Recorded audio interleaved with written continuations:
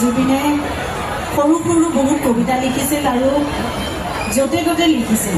একেবাৰে চিজিল নাছিল কবিতা লিখাৰ ক্ষেত্ৰত যিকোনো সৰু কাগজ এটুকুৰা পালে কেতিয়াবা লিখি থৈছিল কেতিয়াবা কেইটামান শব্দ ৰেকৰ্ড কৰি থৈছিল গতিকে সেই কবিতাবোৰ আমি সকলোৱে সংগ্ৰহ কৰি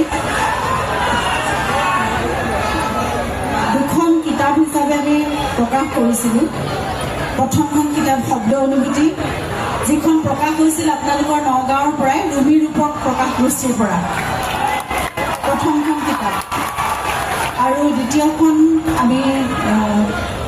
প্ৰকাশ কৰিছিলোঁ গুৱাহাটীৰ আঠবাকৰ পৰা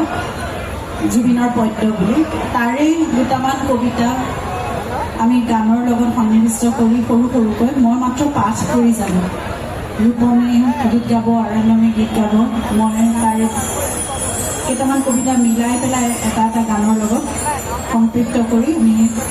অলপ মিলাবলৈ চেষ্টা কৰিছোঁ আৰু কবিতাবোৰ চৰ্চাটো কৰি যাবলৈ চেষ্টা কৰিছোঁ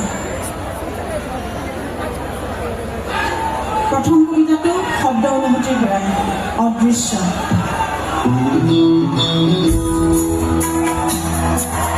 আজি ৰাতি যোনটোৱে হাঁহি আজি ৰাতি যোনটোৱে হাঁহি আছিল বহু যুগৰ তাই আছিল তাৰ বুকুত টোপা টোপে জোনৰ চকুত যেতিয়া পৰি পৰিব তোৰ চকুত তই অন্ধ হৈ যাবি জোনৰ চকুত যেতিয়া পৰি পৰিব তোৰ চকুত তই অন্ধ হৈ যাবি